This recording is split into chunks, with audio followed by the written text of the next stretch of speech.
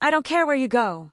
Those were the last words my mother said before slamming the front door so hard the wreath fell off and landed in the snow. I stood frozen on the porch with nothing except the clothes I was wearing, a thin hoodie that wasn't meant for December, and a backpack they had barely given me enough time to pack. Behind the front door, I could still hear Christmas music playing. Someone laughed. Glasses clinked. My little cousins were opening presents while I stood outside watching snow collect on my shoes. It was Christmas Eve, and my parents had just made me homeless. If you'd asked anyone in our town what kind of people my parents were, they'd have described them as generous, respectable, church-going pillars of the community. Dad owned one of the biggest construction companies in the county. Mom organized charity dinners every winter. Our family photo appeared in the local newspaper almost every Christmas under headlines about giving back to the community. Nobody ever saw what happened after the cameras disappeared. Nobody knew that kindness was something my parents only performed. Behind closed doors, everything revolved around appearances, money, and control. Especially control. My name is Ethan Brooks. I was 22 years old that Christmas, and until that night, I still believed that if I worked hard enough, stayed quiet enough, and loved them enough, maybe one day they'd finally treat me like family. I couldn't have been more wrong. The fight had started over something unbelievably small. Or at least, that's how it looked. Dinner was beautiful. The dining room sparkled with candles. Crystal glasses reflected the lights from the 12-foot Christmas tree. Roasted turkey, honey-glazed ham, fresh bread. Everything looked like something from a holiday magazine. Relatives filled every chair. My Aunt Susan kept complimenting my mother's decorations. Uncle Mark joked about eating too much pie. Everyone smiled. Everyone laughed. Then Dad cleared his throat. "Ethan," he said. Every conversation stopped. He smiled the way people smile before delivering bad news. "I've been thinking. I already knew I wasn't going to like whatever came next. You've been living here long enough." I blinked. "What?" He folded his napkin carefully. "You're 22. So it's time you stopped depending on us." I looked around the table. Nobody said anything. Mom didn't even look surprised. She already knew. "This isn't really the time." "It is exactly the time," Dad interrupted. "Christmas is about new beginnings." A few relatives laughed nervously. I felt heat crawling up my neck. "I work 6 days a week. I pay rent. I pay my own phone. I buy my own groceries." Dad waved a hand. "That's not the point." "Then what is?" He leaned forward. "The point is you're becoming comfortable." Comfortable? I was working 55 hours every week as an auto mechanic. Half my paycheck went to rent. The rest disappeared into bills. The only reason I still lived there was because my apartment plans kept getting delayed after Grandpa passed away 6 months earlier. Mom finally looked at me. "You've always depended on this family." I stared at her. "I've depended on you." She nodded without emotion. "It isn't healthy." For a second I honestly wondered if I had entered some alternate universe. Then my younger brother Ryan spoke. "You should have moved out years ago." Ryan was 19. He'd never paid a single bill in his life. Dad had already bought him a brand new truck.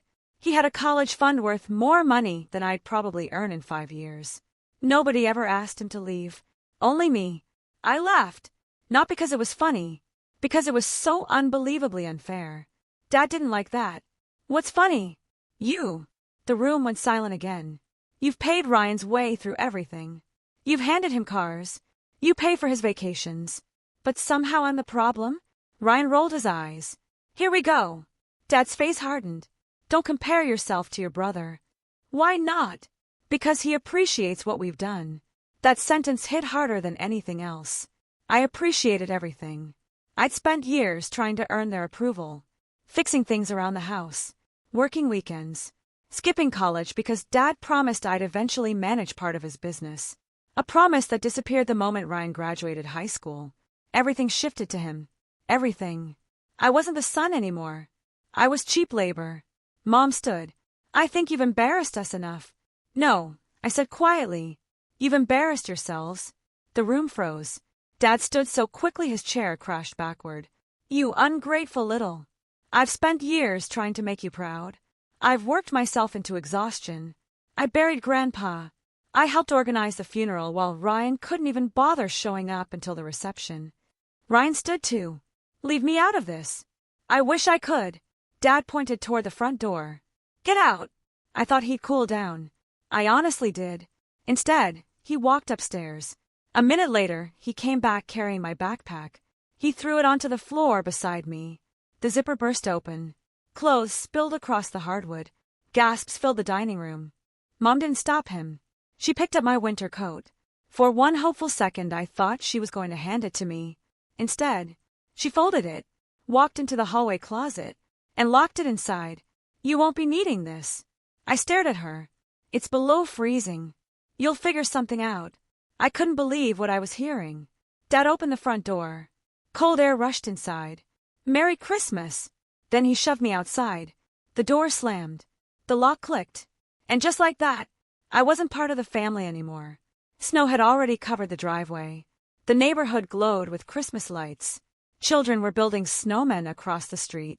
People waved at me, assuming I was heading somewhere. If only they knew. I knocked once. No answer. Twice. Nothing. The third time, Dad shouted through the door. If you touch this door again, I'm calling the police. I stepped away. My fingers had already gone numb. I checked my backpack. 3 shirts. 1 pair of jeans. A toothbrush. Phone charger. Wallet. They had taken everything else. Even my laptop. Then I noticed something strange. There was an envelope tucked into one of the inside pockets. Old. Yellowed. Its edges were worn as if someone had carried it for years. Written across the front in familiar handwriting were 4 words. For Ethan. Only Ethan. My heart skipped. I knew that handwriting. Grandpa. I hadn't seen it since before his funeral. My hand started shaking. Why would Grandpa's letter be inside my backpack? Who put it there? I looked back toward the house. The curtains moved for half a second. Someone had been watching me. The nearest place still open was an old diner nearly 2 miles away. By the time I reached it, my fingers burned from the cold. A waitress around 60 looked up as I walked in. She immediately frowned. You all right, honey? I lied. Just cold. She didn't believe me. Nobody with frost-covered hair and red eyes looked just cold. She pointed toward a booth. Sit. A mug of hot chocolate appeared without me asking. I'll pay, I said. She smiled softly. You can argue after you've warmed up. Kindness. It felt unfamiliar. Almost painful. I wrapped my hands around the mug. Only then did I finally open Grandpa's envelope. Inside was a Christmas card. Nothing expensive. Just one he'd probably bought at the grocery store. On the front was a snowy cabin beside a pine forest. Inside, his handwriting covered almost every inch of the page. But before I could read the first sentence, something slipped out. A tiny brass key, no bigger than my thumb. It landed on the table with a metallic click. The waitress looked over. Safety deposit box. I don't know. I turned the card over. Taped to the back was something I hadn't noticed before. A faded business card. The name printed across it made every hair on my arm stand up. Harrison and Cole Private Trust Services. Below it, in Grandpa's handwriting. Don't let your parents find this. They've spent years looking for it. My heartbeat became deafening. Looking for what? I unfolded the letter. The very first line changed everything I thought I knew about my family. If you're reading this, Ethan, your parents have finally shown you who they really are. Now it's time I tell you what they stole from you. I stopped breathing. Outside the diner window, a black SUV slowly rolled into the parking lot. Its headlights stayed on. It didn't park. It just sat there, watching me. And somehow, I knew this Christmas nightmare had only just begun. The SUV didn't move. Its headlights stayed fixed on the diner windows, washing the glass in a harsh white glow. I told myself I was overreacting. Lots of people sat in parking lots. Maybe they were waiting for someone. Maybe they were checking directions. Maybe. The engine never shut off. The waitress noticed me staring. You know them. I looked away. I don't think so. She glanced outside for a second, then back at me. You don't sound very sure. I've had a strange night. She rested a hand on the table. Finish reading your letter. Worry about the parking lot later. I nodded, but my stomach had already tied itself into knots. I unfolded Grandpa's card again. His handwriting looked exactly the way I remembered, slightly crooked. Neat, deliberate. He always wrote with an old fountain pen that left tiny pools of blue ink at the ends of his letters. It felt like he was sitting across from me. Ethan, if you're reading this, I wasn't able to tell you the truth while I was alive. I wanted to, more times than you know. But I made a promise, and breaking it would have destroyed what's left of this family before you were ready. I swallowed hard. Grandpa had never hidden things from me. He was the only person who actually listened whenever I talked. After school, I'd spend hours in his garage helping him restore old furniture. He never yelled, never judged. He just asked questions. What do you think? What would you do differently? He made me feel like my opinion mattered. After he died, that feeling disappeared. I kept reading. Your parents believe I died without telling anyone about the trust. They're wrong. Trust. I looked again at the business card. Private trust services. The tiny brass key. My pulse quickened. The next paragraph made my chest tighten. You probably spent years wondering why your parents treated you differently than Ryan. You weren't imagining it. I froze. The words blurred for a moment.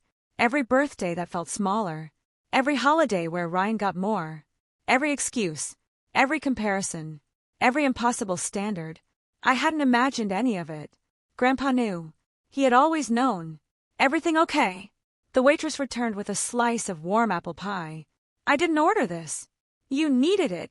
I smiled weakly. Thank you. She looked toward the SUV again. It's still there. I followed her eyes. The vehicle hadn't moved an inch. The windows were too dark to see inside. Something about it made my skin crawl. I forced myself back to the letter. Your father isn't a patient man. He's ambitious, proud, smart. Those qualities built his company. They also destroyed his character. That sounded exactly like Grandpa. He never exaggerated. He simply stated facts. Then came the sentence that made my hands shake. 10 years ago, your father asked me to change my will. I stopped. Dad always claimed Grandpa divided everything fairly. He'd repeated it after the funeral. There wasn't much left. We honored his wishes. Those words echoed in my head. Had they been lies? Another memory surfaced. The week after Grandpa's funeral, I had walked into Dad's office without knocking. He was yelling on the phone. I don't care if the paperwork isn't complete. I said, find it. The moment he saw me, he hung up. His expression changed instantly. What are you doing in here? I was looking for the garage keys. They're not here. He practically pushed me back into the hallway. At the time, I thought nothing of it. Now, that conversation suddenly meant something very different. I continued reading. When I refused to rewrite my will, your parents stopped visiting me. Not completely. Only when they thought I had finally changed my mind. My jaw tightened. Grandpa had spent his final year almost alone. I remembered bringing groceries, changing light bulbs, driving him to appointments. Ryan came twice. Dad, maybe 4 times. Mom only visited on birthdays if someone else was watching. The realization made me sick. The letter continued. The trust isn't just money. Money comes and goes. The truth lasts much longer. I frowned. If it wasn't about money, then what? The brass key suddenly felt heavier in my pocket. The waitress quietly refilled my coffee. You've gone pale. My grandfather wrote this. Recently. No. He passed away 6 months ago. She smiled sadly. Sometimes people know they won't be around much longer. I nodded. Grandpa definitely knew. Near the end, he had started saying strange things. Some storms take years before they finally arrive. At the time, I thought he was talking about his illness. Maybe he wasn't. The next page had been folded separately. It looked older, almost as if Grandpa had added it years before writing the Christmas card. Across the top, he'd written only one sentence. Read this only if your parents betray you. A lump formed in my throat. He knew. Not hoped. Not guessed. Knew. I unfolded it carefully. Ethan, if they've thrown you away, then they've become exactly the people I feared. You deserve to know why. My breathing slowed. Every word felt heavier than the last. You were never supposed to inherit my estate. That sentence hit me like ice water. What? I read it again. Never supposed to? Then why? The next line answered immediately. Because your grandmother changed everything before she died. I stared. Grandma had passed away when I was 12. She adored both Ryan and me. She baked birthday cakes from scratch. She slipped $20 bills into birthday cards.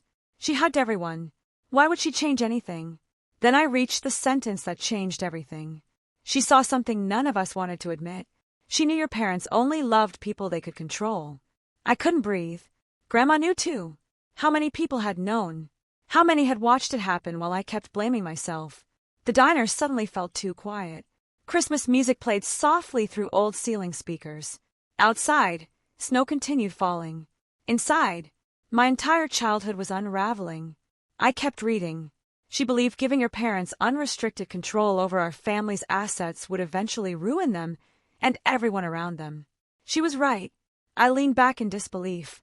Was this why Dad had always obsessed over Grandpa's paperwork? Was this why he'd become furious every time anyone mentioned wills or inheritance? The waitress interrupted my thoughts. "Honey!" I looked up. The SUV's moving. It rolled slowly past the front windows. Not leaving.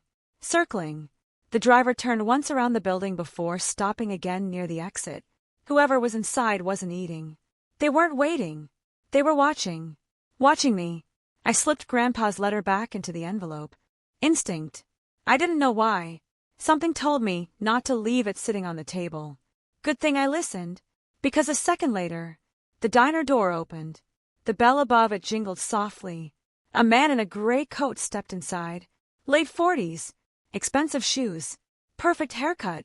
He scanned the room once. Then his eyes landed directly on me. He smiled. Not warmly. Professionally. Like someone who had finally located a missing package. He walked over. "Ethan Brooks." I stood immediately. Who's asking? He reached into his coat. Every muscle in my body tensed. Instead of a weapon, he removed a leather business wallet. Inside was a silver identification badge. "My name is Daniel Mercer. I work for Harrison and Cole Private Trust Services."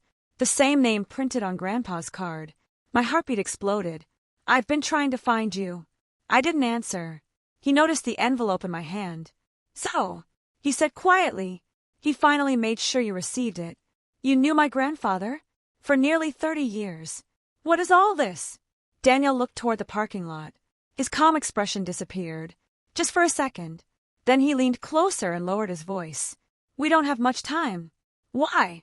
"Because if the people outside know you've opened that letter," he glanced toward the SUV again, "they'll do everything they can to stop you from opening what's locked behind that key."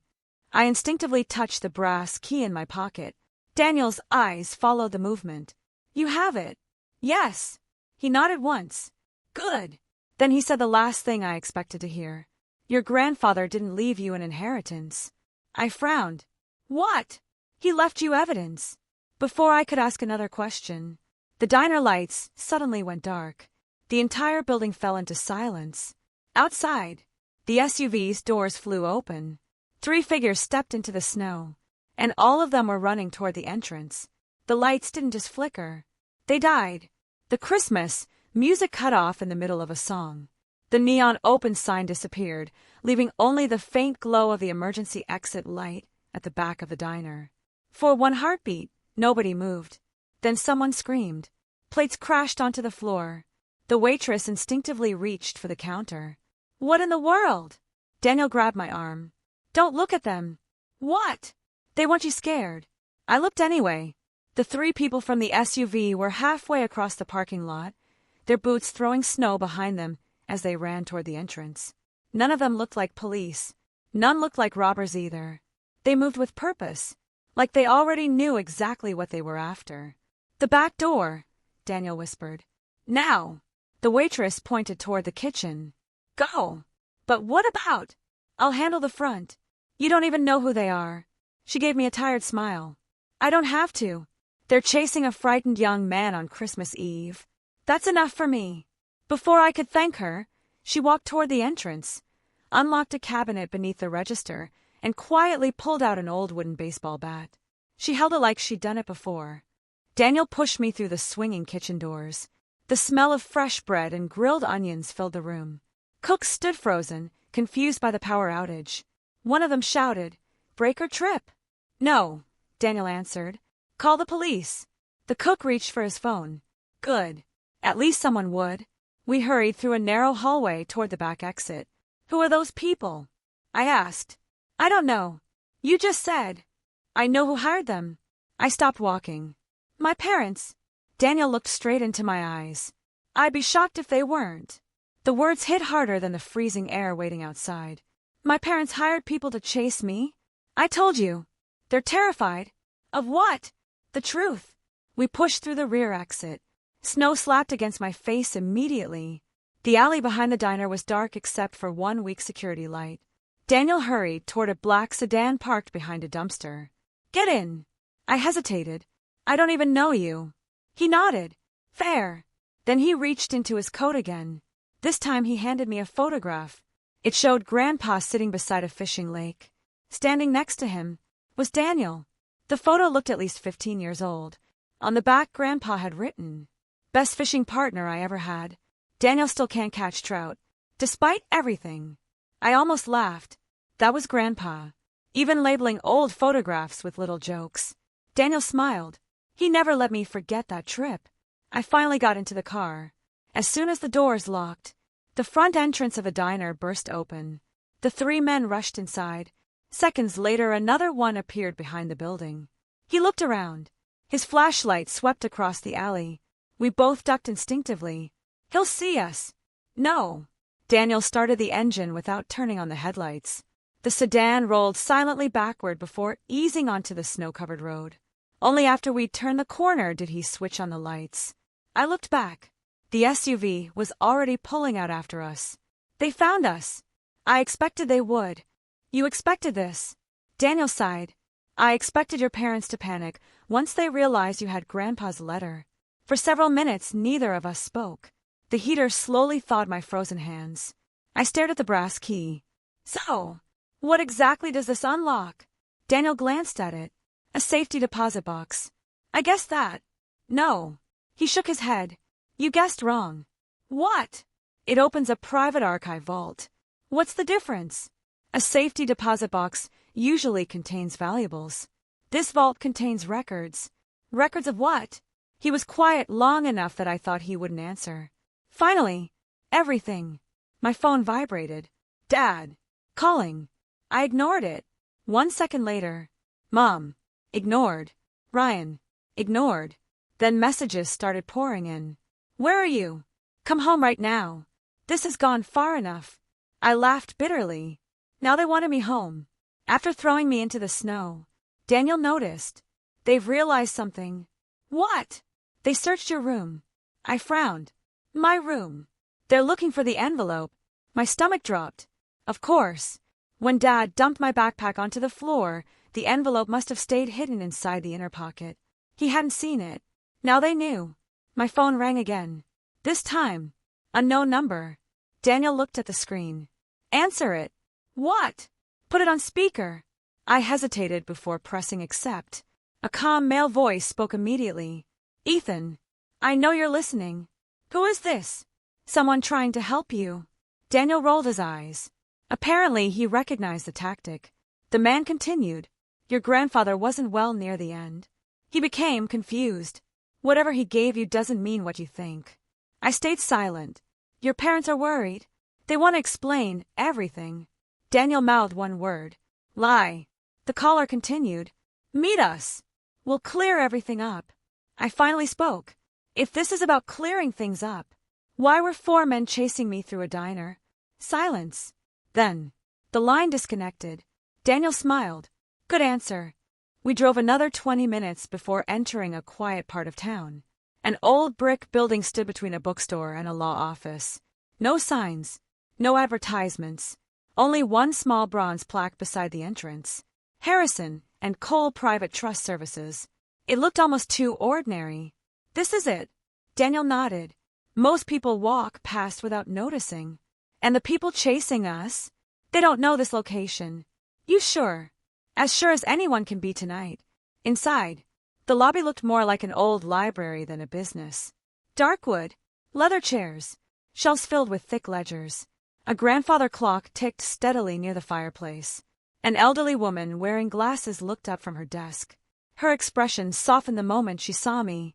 So, she whispered. He finally came. Daniel nodded. He has the key. She closed her eyes briefly. Arthur always said this day would come. Arthur. Grandpa. Hearing someone else say his first name felt strange. She walked around the desk and extended her hand. My name is Eleanor. I was your grandfather's attorney. I shook it. It's nice to meet you. I wish it were under happier circumstances. So do I. Eleanor led us downstairs.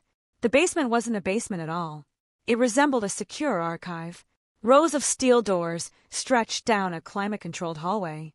Each one had a number instead of a name. She stopped at door 27. The key. I handed her the tiny brass key. She inserted it into an old lock, then placed her hand on a fingerprint scanner beside it. The mechanism clicked. Heavy bolts slid back with deep metallic sounds. The vault slowly opened. Inside, there was no money, no jewelry, no stacks of cash, only shelves, hundreds of neatly labeled boxes, files, binders, videotapes, hard drives, photographs, even cassette recordings. I looked at Daniel. What is all this? He answered quietly. Your grandfather spent 23 years documenting everything.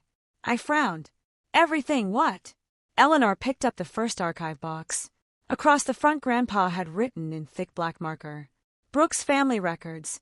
Below that, another line, open only if Ethan is betrayed. My heart pounded. Eleanor opened the box carefully. Inside lay dozens of folders. She removed the first one, construction contracts. The second, property transfers. The third, financial correspondence. Then, she reached a sealed envelope. Across it, in Grandpa's unmistakable handwriting, were 6 chilling words. Play this before reading anything else. She looked toward an old television sitting in the corner of the archive. Beside it was a dusty VHS player. Daniel smiled faintly. I wondered if he'd actually use videotape. He trusted things people couldn't hack, Eleanor replied. She slid the tape inside. The screen filled with static. Then, Grandpa appeared. He looked older than I remembered. Thinner, but his eyes were exactly the same. Kind, steady, determined. He looked directly into the camera, then directly into me. If you're watching this, Ethan, it means your parents made the worst decision of their lives. I felt tears forming before he even finished the sentence. I prayed I was wrong. I hoped they would choose you over greed. They didn't. He took a slow breath. Before I tell you what they stole, there's something far more important you need to know. He leaned closer, and then he revealed a secret that shattered everything I believed about my family. Ethan, the man who raised you, is not your biological father. The room fell completely silent. I couldn't move. I couldn't think. I couldn't even breathe. Grandpa looked into the camera with heartbreaking sadness. I'm so sorry you had to learn this way. I couldn't breathe. The room seemed to shrink around me. The old television hummed softly, its screen flickering with faint lines, but I barely noticed. My entire world had just been ripped apart by one sentence. The man who raised you is not your biological father. I stared at Grandpa's face on the screen. No, I whispered. No, that's impossible. Daniel didn't say a word. Eleanor quietly lowered her eyes. Neither of them looked surprised, which meant they already knew. I slowly turned toward them. You knew. Daniel answered first. Yes. How long? Arthur told us years ago. A wave of anger crashed over me. And nobody thought I deserved to know? Eleanor stepped forward. Your grandfather wanted to tell you many times. He believed your childhood would become even more dangerous if he did. Dangerous. I almost laughed. I was already living in hell. Her face filled with regret. You don't know how close he came. The television continued playing. Grandpa adjusted his glasses before speaking again. Ethan, if you're angry with me, I understand. I carried the secret longer than I should have. His voice cracked. I only wanted to protect you. The words sounded painfully sincere. For the first time since opening the letter, I realized Grandpa had probably recorded this knowing I might hate him for it. He continued, when your mother was 23, she fell in love with a young architect named Michael Carter. The name meant nothing to me. Grandpa smiled sadly. He wasn't wealthy. He didn't come from an important family. But he was honest. He loved your mother more than anyone I've ever met. I listened without blinking. They became engaged. They planned a future together. They planned you. I felt my heartbeat speeding up. So, I was supposed to be his son? Grandpa nodded on the screen. Yes. The video faded into an old photograph. A smiling man stood beside my mother. He looked around 30. Dark hair, gentle smile, his arm wrapped around her shoulders. I had never seen him before. Not once. Not in any family album. Not in any drawer. Now I knew why. Grandpa continued narrating. Then your father discovered something. I frowned. What? He learned that your grandfather. Grandpa paused. Meaning me. Owned nearly 40% of Brooks Construction. I looked at Daniel. Dad always said Grandpa retired years before the company became successful. Daniel sighed. That wasn't true. The video resumed. Michael told your mother he didn't want anything from the business. He wanted to build his own career. But your mother had changed. She wanted security, status, the life she saw other people living. I closed my eyes. That sounded exactly like Mom. Everything had always been about appearances. The biggest house, the nicest neighborhood, the newest car. Even Christmas wasn't about family. It was about making sure the neighbors admired our decorations. Grandpa took another breath. Several months before you were born, Michael disappeared. I sat upright. Disappeared. The word echoed through the room. Grandpa nodded slowly. That's what everyone believed. I suddenly remembered hearing that phrase once. Years ago. I couldn't have been older than 13. Grandpa and Dad had been arguing in the garage. Grandpa shouted something I'd never understood. You already took enough from Michael. Dad noticed me standing in the doorway. The conversation ended immediately. He sent me inside. For years I wondered who Michael was. Now, I finally knew. I looked back at the television.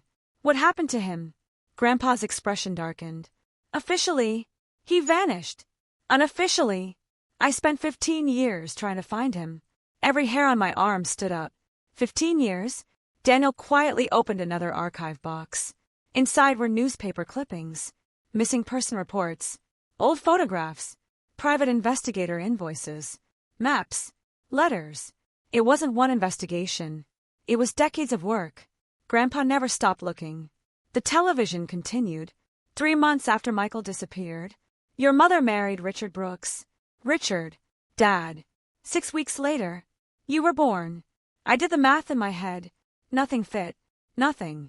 For 22 years, I believed the dates my parents told everyone. Now they were collapsing one by one. I whispered. So Richard knew. Grandpa answered immediately. Oh yes. He knew from the beginning. The room fell silent again. Grandpa reached toward the camera and picked up a folder. You've probably wondered why Richard never truly accepted you. Why Ryan became the golden child. Why every mistake you made felt unforgivable. I nodded without realizing it. It wasn't because of you. It never was. He looked at you and saw another man's son. Those words hurt more than anything else I'd heard that night. Because suddenly, everything made sense. Every birthday, every punishment, every impossible expectation. Ryan breaking a window and laughing while Dad shrugged it off. Me getting grounded for scratching the family car while helping wash it. The constant comparisons. The coldness. The distance. None of it had been my fault. Not once. Tears blurred my vision. I wasn't crying because Richard wasn't my father.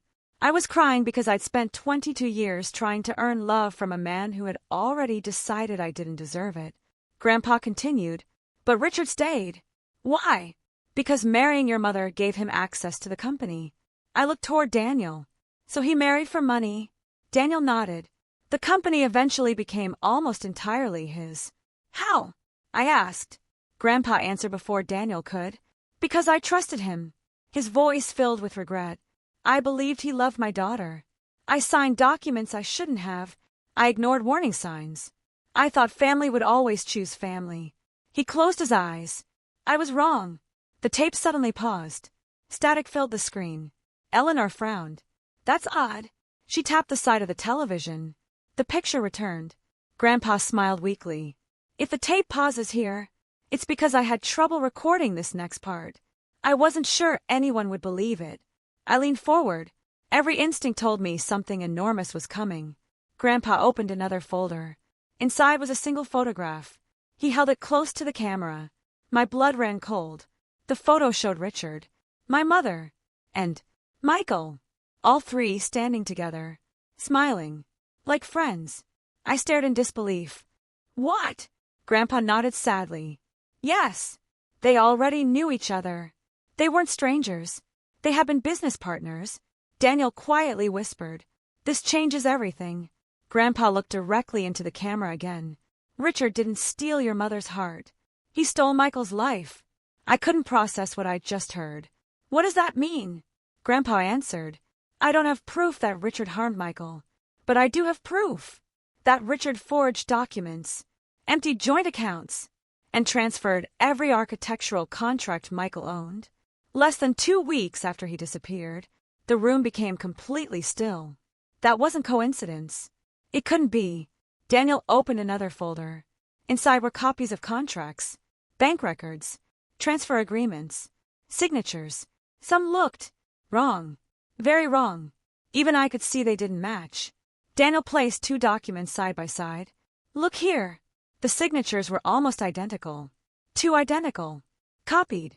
Not handwritten. Eleanor quietly added. Our forensic examiner reached the same conclusion. My phone suddenly buzzed again. This time, it wasn't a call. It was a text message from Ryan. Dad says you've gone crazy. If you come back tonight, they'll pretend none of this happened. I laughed bitterly. Pretend. That was my family's favorite word. Pretend everything was normal. Pretend nobody lied. Pretend nobody was hurt. Pretend Christmas had never happened. I deleted the message. Grandpa's video reached its final minutes. Ethan, if you're watching this, then Richard has finally shown the world who he really is. But remember something. Revenge without truth destroys everyone. Truth without revenge changes everything. I frowned. What did he mean? Grandpa smiled. I didn't gather this evidence so you could ruin lives. I gathered it because innocent people deserve to stop living inside someone else's lies.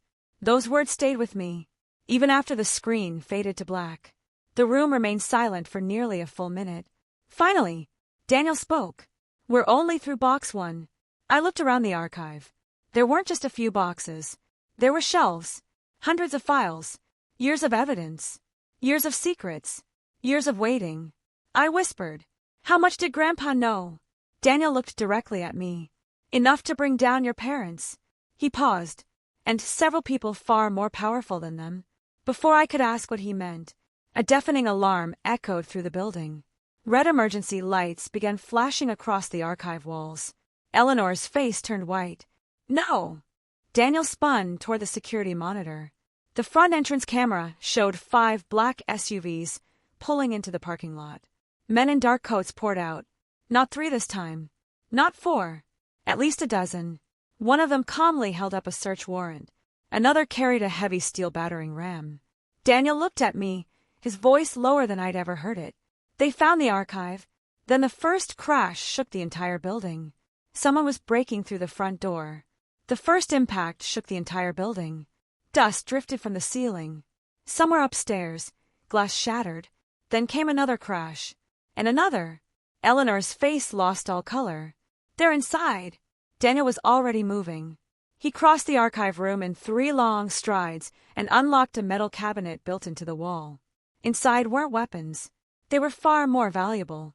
Portable hard drives, fireproof document cases, old cameras, boxes labeled with dates going back more than 20 years.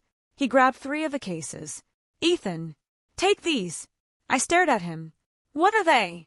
The only copies your grandfather kept outside the bank. I frowned. I thought everything was here. He shook his head. Arthur never trusted one hiding place. Of course he didn't. Grandpa had planned for everything. Another crash echoed through the hallway. The security monitor flickered. The front lobby camera showed expensive wooden furniture overturned.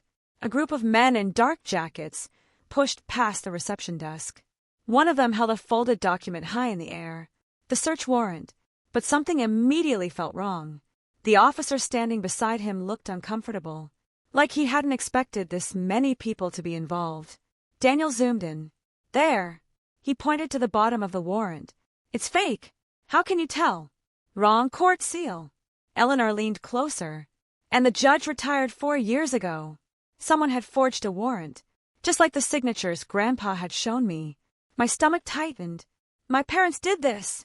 Daniel didn't answer immediately. I don't know if Richard organized it, but I know he knew. A loud bang interrupted us. The archive hallway camera went black. Someone had destroyed it. Then another screen disappeared. And another. One by one. Every upstairs camera went dark. Only the basement feed remained. The men hadn't reached us yet, but they were getting close. Daniel looked at Eleanor. Activate Protocol 12. Without asking questions, she hurried to the far wall and unlocked a small steel panel. Inside was a keypad. She entered a long code. Deep inside the building, gears began turning. Heavy steel doors slid into place somewhere above us. The entire archive vibrated. What was that? I asked. The building was renovated after a burglary in 1998. Daniel smiled faintly. Arthur paid for most of it. Grandpa. He believed important records deserved time. Time for what? Time to escape. The overhead lights shifted from white to soft red. A calm, recorded voice echoed through hidden speakers. Security lockdown initiated. Estimated barrier time, 9 minutes. 9 minutes. That was all we had. Daniel turned to me. Ethan, I need you to answer one question honestly. Okay. If we get out of here, what do you want? The question caught me off guard. I don't know. You do. For the first time all night, I actually thought about it. Did I want revenge? Did I want Richard arrested? Did I want Mom to lose everything? I remembered standing barefoot in the snow, hearing laughter inside my own house, feeling like I had never mattered. Then I remembered Grandpa, his last words on the tape. Truth without revenge changes everything. I looked at Daniel. I want the truth. He nodded once. Good. Because revenge alone wouldn't survive what comes next. Suddenly, my phone vibrated. This time it wasn't Dad. It was Ryan. Again. I almost ignored it. Daniel stopped me. Answer. I accepted the call. Ryan sounded terrified. Ethan, where are you? Why? Dad's losing his mind. So, you don't understand. No, you don't understand. There was silence. Then Ryan lowered his voice. They've been searching the house for hours. I know. They tore apart Grandpa's workshop. They ripped open walls. They even emptied Mom's jewelry safe. I frowned.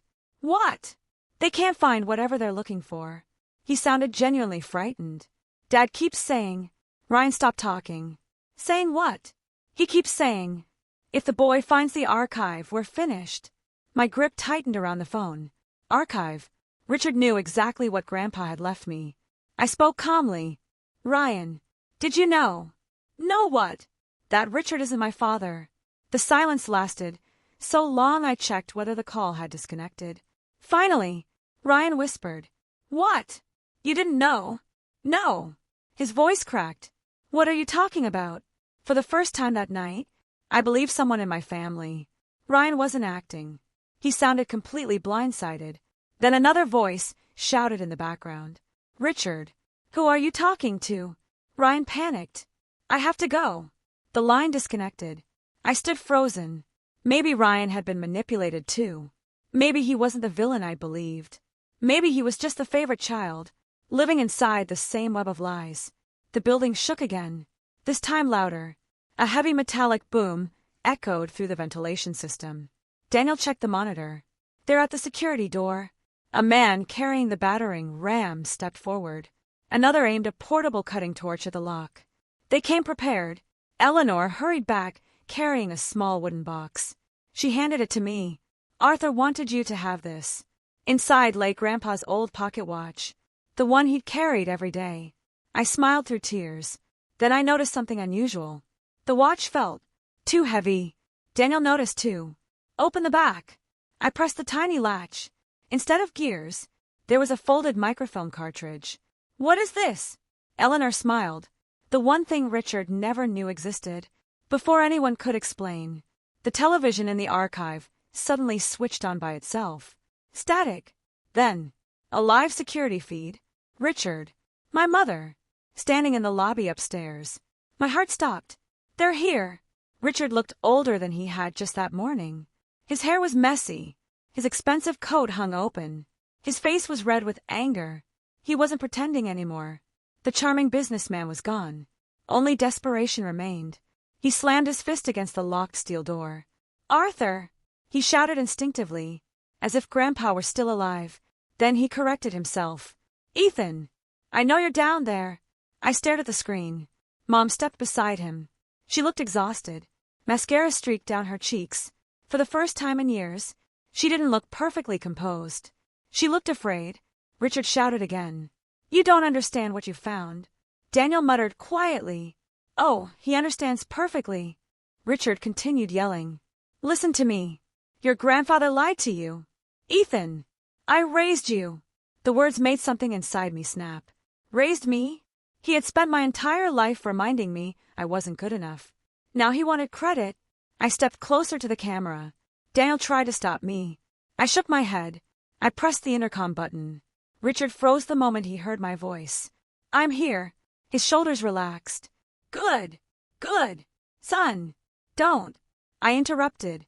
"Don't call me that." His face hardened for a split second before the fake concern returned. "You've been manipulated." "No. I've been lied to."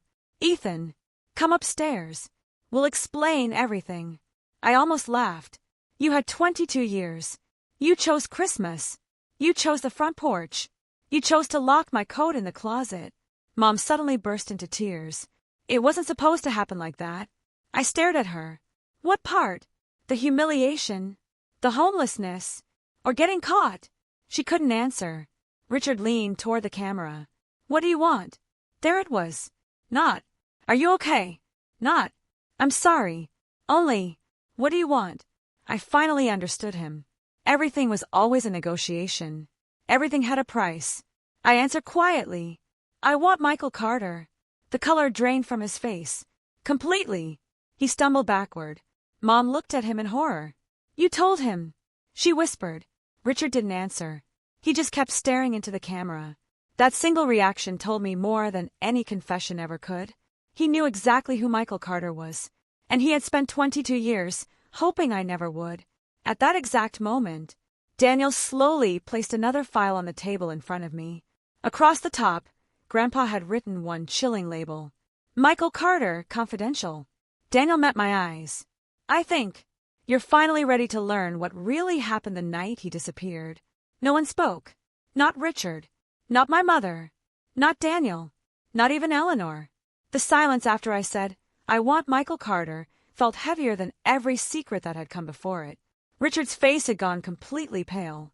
Not surprised. Terrified. There was a difference. A guilty man fears questions more than accusations. Daniel slowly slid the thick file toward me. The tab read, "Michael Carter, confidential." Below it, in Grandpa's familiar handwriting, were 6 words that made my stomach tighten. "Read completely before making any decision." I opened the folder. The first page wasn't a legal document. It was a photograph. A much younger Michael Carter stood beside an unfinished lakeside cabin. He was laughing at whoever held the camera. His smile caught me off guard. It looked uncomfortably familiar. I pulled out my phone and opened the front camera. I looked from my reflection to the photograph. Back. Then again. The same eyes. The same crooked smile. Even the small scar above the left eyebrow. I had always been told I inherited that scar from Richard. Another lie. The next page contained a handwritten note from Grandpa. "Ethan, if you ever doubt Michael was your father, don't. Every time I looked at you, I saw him." I swallowed hard.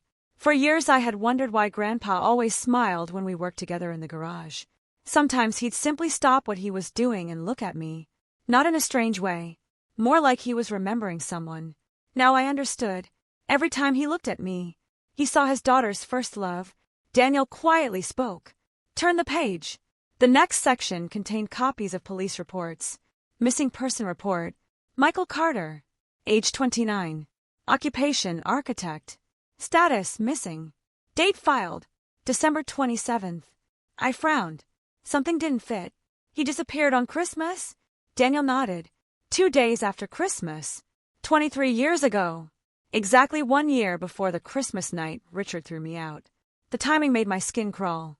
The report stated Michael had left his office after receiving an urgent phone call.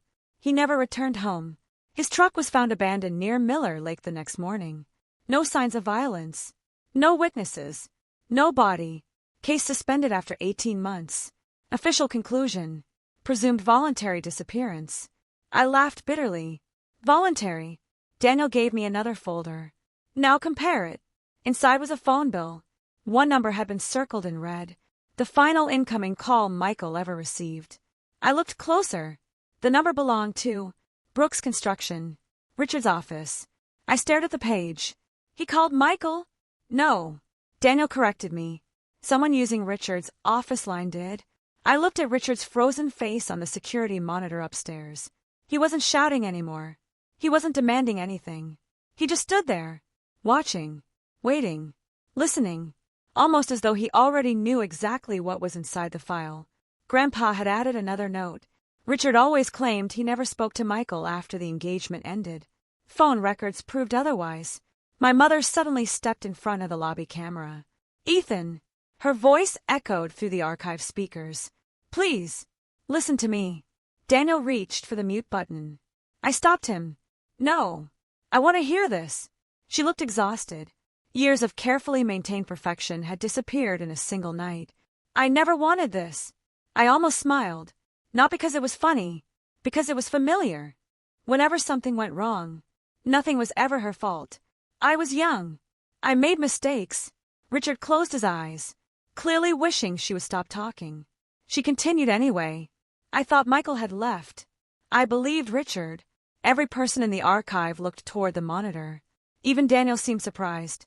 I spoke into the microphone. You believed what? She hesitated, then whispered. Richard told me Michael ran away. Richard spun toward her. Enough. She ignored him. He said Michael didn't want a family. He said Michael left town. He said, her voice broke. He said Michael didn't think the baby was his. I felt like someone had punched me in the chest. Another lie. Another life destroyed. Richard grabbed her arm. She pulled away. For the first time in my life, I saw my mother stand up to him. You lied to me, she shouted. For 23 years. Richard looked around the empty lobby, realizing everyone could hear. His comm mask finally cracked. I did what had to be done. The room went silent. Even he seemed shocked he'd said it out loud. Daniel whispered, There it is. Richard immediately tried to recover. That's not what I meant. Too late. He'd admitted more in 5 words than Grandpa had managed to prove in years. Eleanor quietly handed me another envelope. This was sealed separately. I opened it carefully. Inside was a cassette tape. A label covered the front. Phone recording, December 27th. I frowned. A phone recording? Daniel nodded. Arthur installed automatic recording equipment after anonymous threats started coming into the office. My heartbeat sped up. This call. It was recorded. Eleanor placed the cassette into an old player. The tape hissed for several seconds. Then voices emerged. The first belonged to Michael. Calm. Friendly. Richard. The second voice answered. Richard. 23 years younger. I need to show you something. What is it? I found proof. Proof of what? A pause. Then Richard quietly said, Proof someone's stealing from both of us. Michael sighed. Can't this wait until after Christmas? No. It can't. Another pause. Meet me at the cabin. I'll explain everything. The recording ended. Just like that. No goodbye. No argument. Nothing. Only silence. I looked toward the monitor upstairs. Richard wasn't looking at the camera anymore. His head hung low. He knew. He knew everyone had just heard his voice. Daniel opened another folder. This is where the police stopped. He placed an aerial photograph of Miller Lake on the table. A small red circle marked an isolated cabin. Michael never arrived. What? The cabin owner was out of state. No one ever came. Then where did he go? Daniel unfolded another map.